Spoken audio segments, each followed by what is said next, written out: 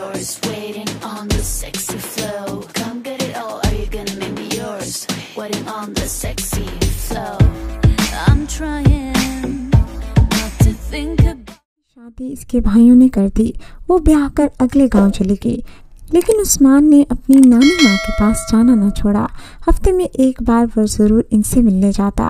मैं भी ना रोकती थी कि खातून बूढ़ी थी और इनसे उस्मान का हकीकी रिश्ता था। इन दिनों उस्मान की उम्र 7 बरस थी जब यह मनहूस वाक़या रूनुमा हुआ।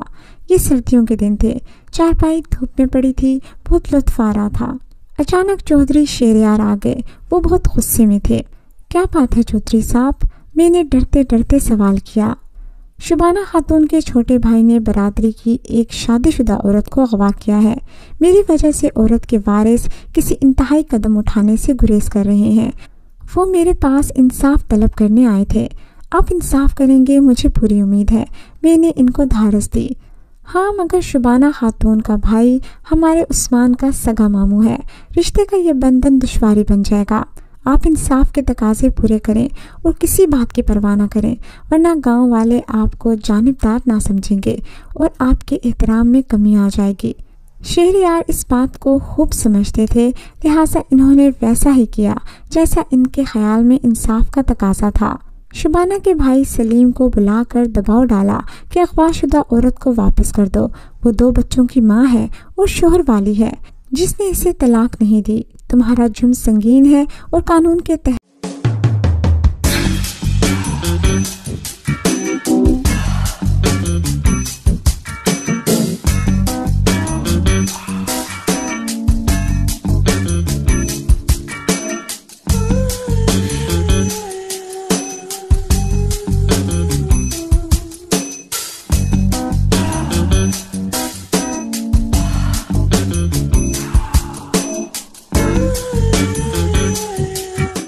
इस जुर्म की सजा भी कड़ी है।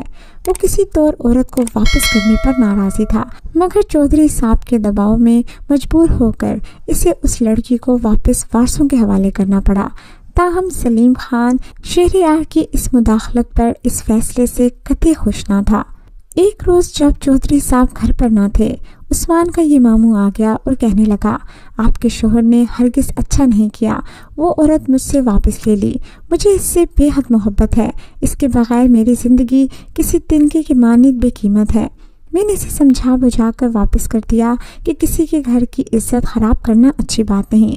अगर चौधरी साहब ये फैसला ना करते तो यकीनन इस औरत के वर्सा आपको और आपकी महबूबा को ज़िंदगी भर सुकून से जीने ना देते। वो आप लोगों का ताक़ुब करते और जब मौका मिलता दोनों को जान से मार देते। अब तुम सब्र करो और खुदा का शुक्र अदा करो कि ये संगीन मामला बग़ैर किसी खून खराबे के तय हो गया। चंद दिन गुजरे कि सलीम दोबारा आ धमका। इस दिन भी चौधरी साहब शहर गए हुए थे। इसका हाल बुरा था।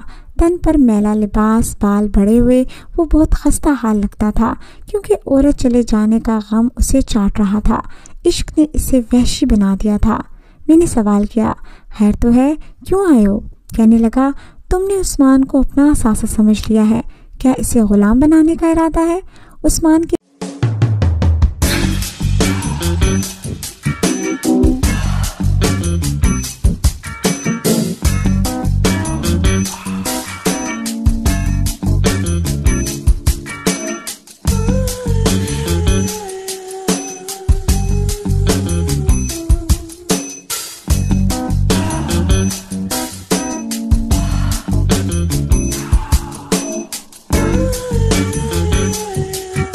वारिस हम हैं, इसको हमें वापस कर दो।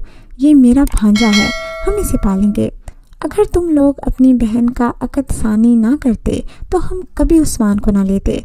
अब इसे मेरे पास रहने दो, मैंने इसे पाला है, मुझे ये अपनी औलाद की तरह अजीज़ है।